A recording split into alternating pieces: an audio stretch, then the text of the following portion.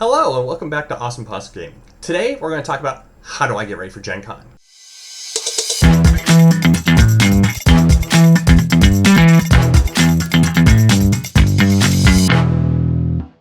My name is Chris and today we're going to talk about a different kind of topic.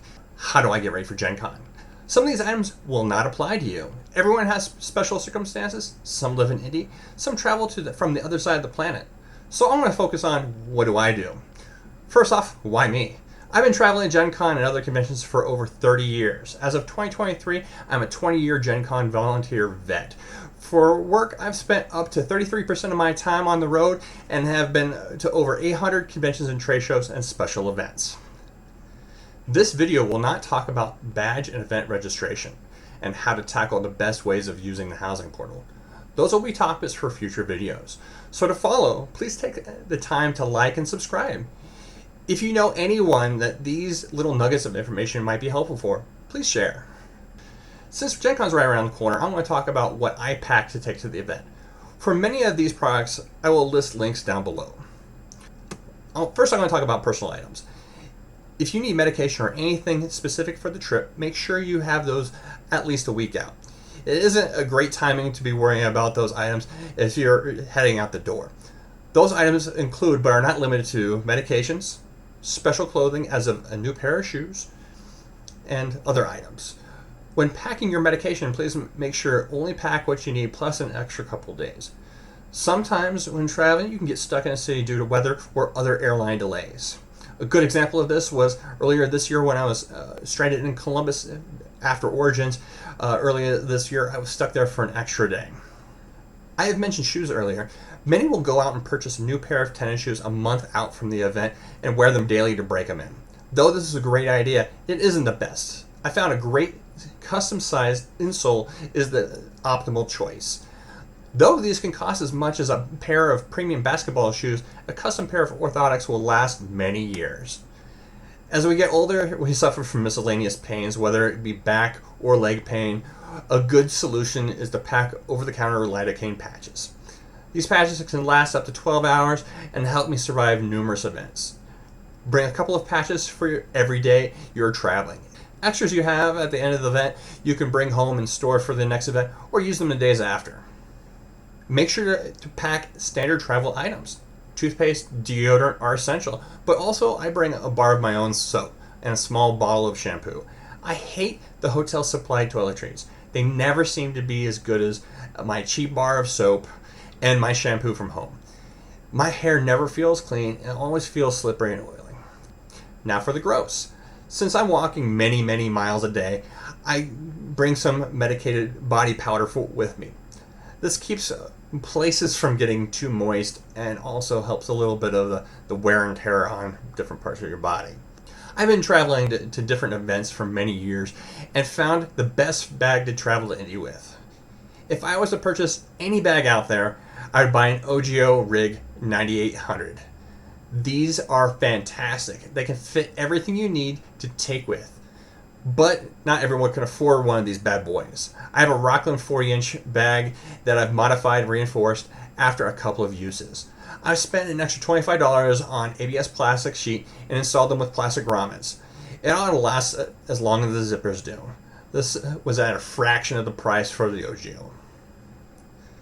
Packing up like a possum.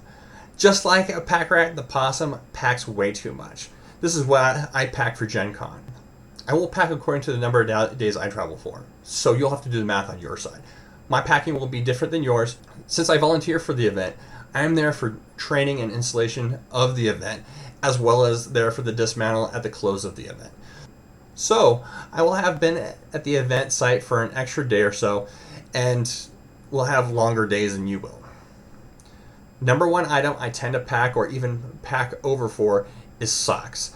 Though I wear sandals for the days I fly, con days I will wear a couple of pairs of socks a day. Upon the end of the day, I will change a pair of socks before heading out to dinner or after con events. Through a day, the sweat will make a pair of socks ready to be washed and needing to be changed. I will do the same with shirts and underwear, especially with how humid Indy is during early August. It is important not to be a sweaty mess. t-shirts don't take up much room and are the traditional universal attire for the average gamer. Gaming materials. I try to take as little gaming materials with me as possible. If there's an event I'm running or a group that I'm meeting with at the show, I will bring a copy with me. I will plan on taking with me only the items I know I can't purchase at the event. This goes for dice as well. If I plan on playing a role-playing game, I will take a single set of RPG dice with me. If I need more, I know I'll be able to find a new set of dice in the exhibit hall, with literally hundreds of thousands to choose from. With books, I try to take an electronic copy with me. They take up no space and it's easier to look up information. Since I play D&D, D&D Beyond is a great option. You can also find your favorite RPG book in PDF on RPG Drive-Thru.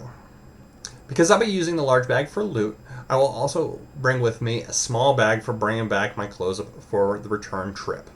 The large bag is the perfect size for most of the games I will get from the vendor's hall. I have a Samsonite Totaton, which is perfect for bringing home my personal items with ease. It takes up very little space in the main bag on the way out and is easy to carry on the way home. Electronics. I'm bringing with me my favorite tablet to watch movies at the airport or on the plane.